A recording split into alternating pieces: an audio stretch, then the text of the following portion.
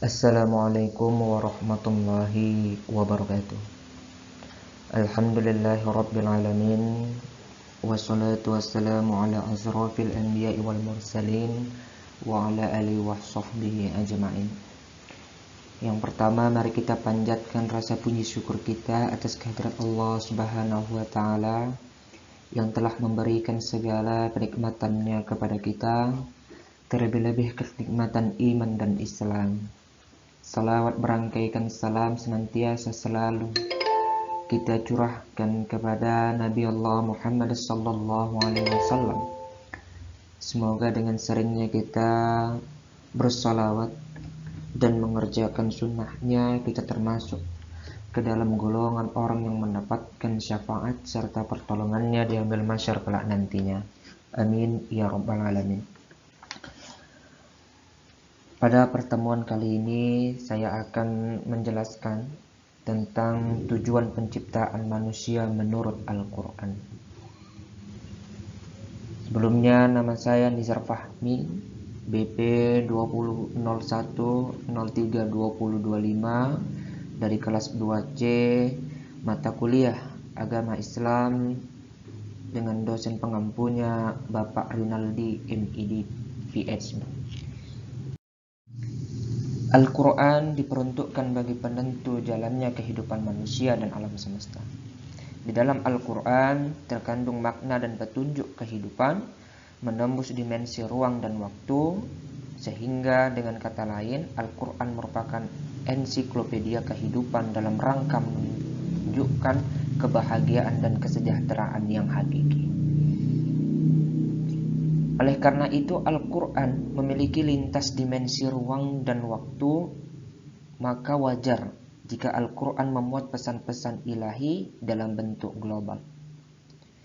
Oleh karena itu, sangat perlu penjelasan lebih rinci mengenai maksud yang terkandung di dalam pesan ilahiyah tersebut. Manusia mendapat predikat sebagai makhluk yang diciptakan dengan bentuk yang sebaik-baiknya secara individual. Manusia memiliki unsur jasmani dan rohani, unsur fisik dan psikis, raga dan jiwa. Sebagai ciptaan Allah Subhanahu wa taala, manusia perlu mentaati apa yang telah dititahkannya dalam kitabnya. Tingkah laku dan segalanya yang dilakukan oleh manusia semestinya harus sesuai dengan segala yang diperintahkan oleh Allah Subhanahu wa taala. Karena pada hakikatnya segala yang dilakukan oleh manusia adalah karena digerakkan olehnya. Manusia merupakan makhluk yang diciptakan oleh Allah Subhanahu wa taala di muka bumi ini dengan sebaik-baiknya makhluk, sebaik-baiknya bentuk dan sebaik-baiknya umat untuk mengemban sebuah tugas yang mulia, yaitu beribadah kepada Allah Subhanahu wa taala. Sebagaimana yang tertera dalam Quran surat Adz-Dzariyat ayat 56. Wa ma khalaqatul jinna wal insa illa liya'budun. Aku tidak menciptakan jin dan manusia melainkan agar mereka beribadah kepadaku. Dalam Al-Quran, manusia berulang kali diangkat derajatnya dan berulang-ulang pula direndahkan. Mereka dinobatkan jauh mengungguli alam, surga, bumi dan bahkan para malaikat. Tetapi pada saat yang sama, mereka bisa tak lebih berarti dibandingkan dengan setan terkutuk dan binatang jahanam sekalipun. Manusia dihargai sebagai makhluk yang mampu menaklukkan alam, namun bisa juga mereka merosot menjadi rendah di antara yang paling rendah. Oleh karena itu, manusia sendiri yang harus menetapkan sikap dan menentukan nasib akhir mereka sendiri. Al-Quran merupakan kitab suci kaum muslim dan menjadi sumber ajaran Islam yang pertama dan utama, di mana isi dari Alkitab Al-Quran tersebut harus kita imani dan aplikasikan dalam kehidupan kita sehari-hari, yang bertujuan agar kita memperoleh kebaikan di dunia dan di akhirat. Jika manusia telah menyadari akan tujuan diciptakannya, maka apa yang ada di dalam Al-Quran dan menjalankan tugasnya tersebut, manusia itu berhak mendapatkan fasilitas yang diberikan oleh Allah Subhanahu wa Ta'ala, yaitu mendapatkan kesejahteraan dalam hidupnya. Akan tetapi jika kita tidak mau menyadari, pasti dalam kehidupannya ia akan sering melakukan kemungkaran dan mendapatkan kemadaratan. Lalu apa saja sih tujuan penciptaan manusia dalam Al-Quran?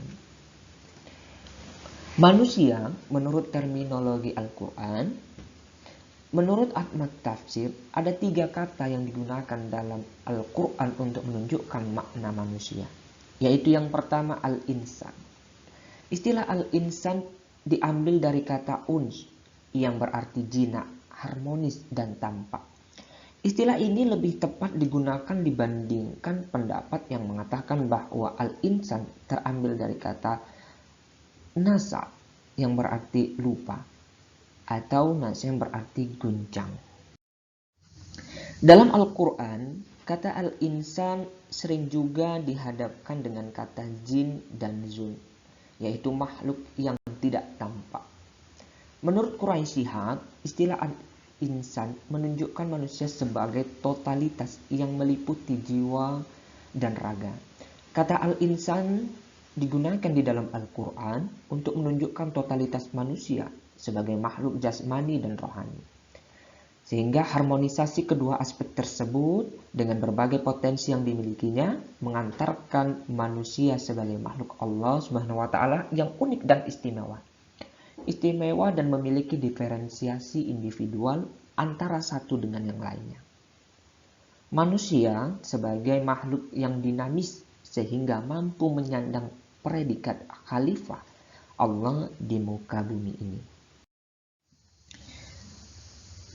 Kemudian, istilah al-insan nilai kemanusiaannya tidak hanya terbatas pada kenyataan spesifik manusia untuk tumbuh menjadi al-insan, tetapi juga sampai pada tingkat yang membuatnya pantas untuk menjadi khalifah Allah di muka bumi.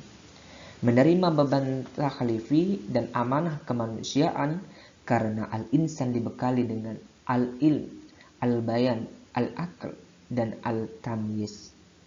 Sehingga manusia harus berhadapan dengan ujian kebaikan dan kejahatan, ilusi tentang kekuatan dan kemampuannya, serta optimisme untuk mencapai tingkat perkembangan yang paling tinggi di antara spesies lain yang ada di alam semesta ini.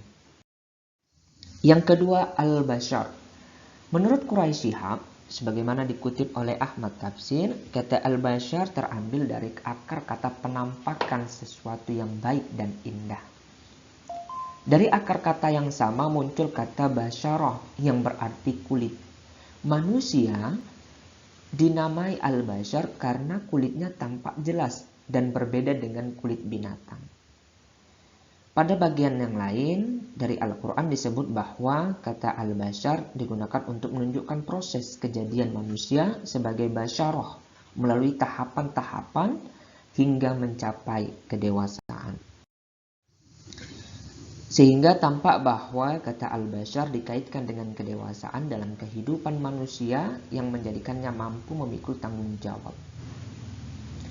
Sebagaimana yang dijelaskan dalam surah Al-Hijr ayat 28-29 yang artinya, dan ingatlah ketika Tuhanmu berfirman kepada para malaikat, sesungguhnya aku akan menciptakan seorang manusia dari tanah liat kering yang berasal dari lumpur hitam yang diberi bentuk. Maka apabila aku telah menyempurnakan kejadiannya dan telah meniupkan ke dalamnya ruh ciptaanku, maka tunduklah kamu kepadanya dengan bersujud. Quran surat Al-Hijr ayat 28-29. Sesungguhnya Allah akan menciptakan seorang manusia dari tanah liat kering yang berasal dari lumpur hitam yang diberi bentuk. Maka Allah telah merampungkan bentuknya, kemudian Allah mengalirkan ke dalam tubuhnya ruh sehingga ia menjadi hidup. Sebagai penghormatan kepada Adam atau bashar, maka tunduklah para malaikat kepadanya dengan bersujud, yaitu sujud penghormatan dengan cara membungkuk.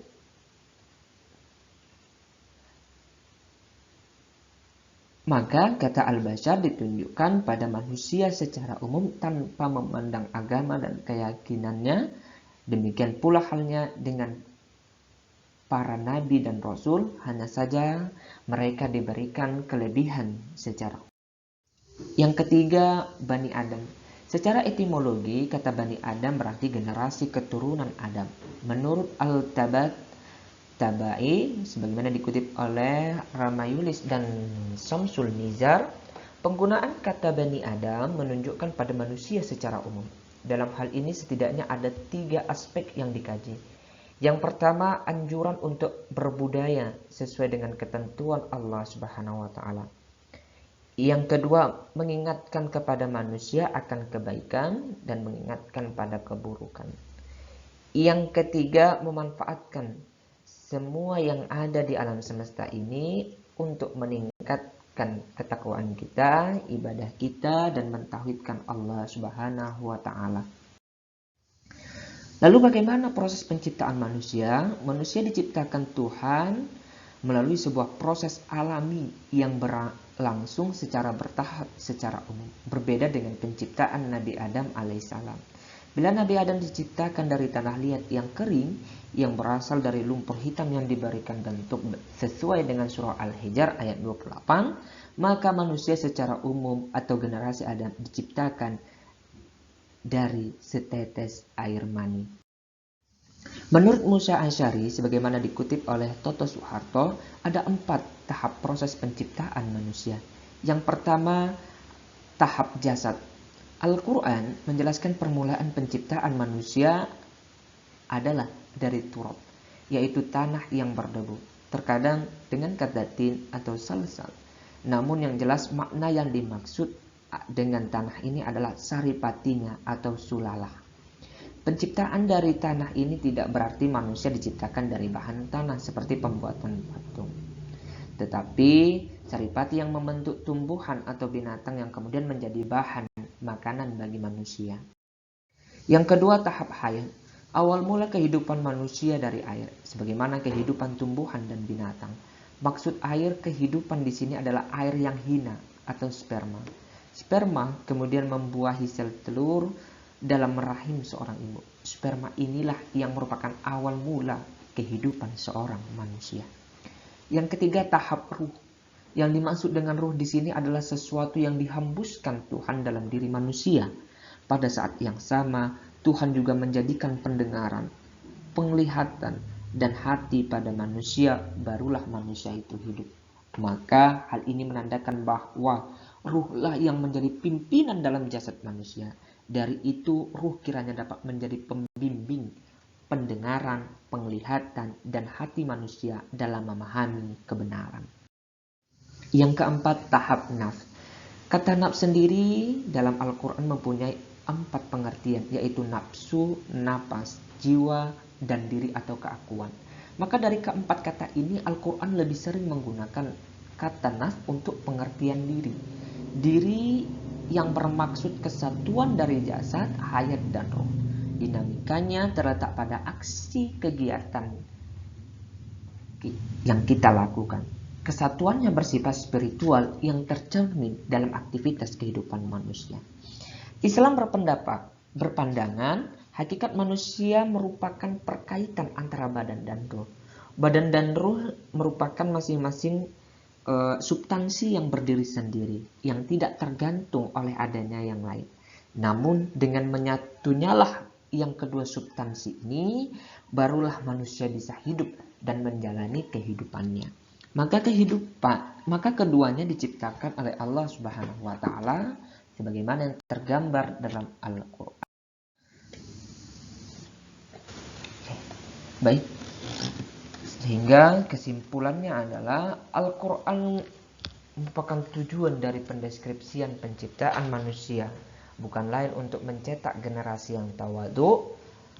Manusia dianjurkan untuk tidak berlaku sombong, congkak, karena ia diciptakan dari penciptaan manusia merupakan sebuah takdir yang telah digariskan oleh Allah Subhanahu wa taala sebelum terjadinya alam semesta dan telah termaktub pada kitab-kitab terdahulu. Dalam Al-Quran dijelaskan bahwa manusia pertama adalah Nabi Adam alaihissalam dan keturunannya manusia pada umumnya. Diciptakan melalui tahap yang berkesinambungan.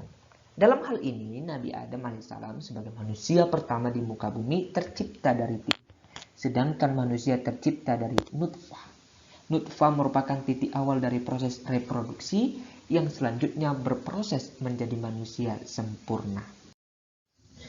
Dalam perkembangannya, embrio mengalami 4 fase, yaitu tahap nutfah, tahap alaqah, tahap mudghah, dan tahap peniupan roh oleh Allah Subhanahu wa taala. Ketika Al-Qur'an menyebutkan proses penciptaan Adam menggunakan lafal turab, tin lazib, hamain, sol, al-fakhar, sedangkan untuk menyebutkan proses penciptaan manusia pada umumnya, Al-Qur'an menggunakan lafaz nutfah, alaqah, mudghah, idzam, lam, nash'ah. Hal ini karena proses penciptaan Nabi Adam sebagai manusia pertama dan manusia pada umumnya adalah. Cukup sekian yang bisa saya sampaikan, kurang dan lebihnya saya mohon maaf. Wabillahi taufiq wal hidayah. Assalamualaikum warahmatullahi wabarakatuh.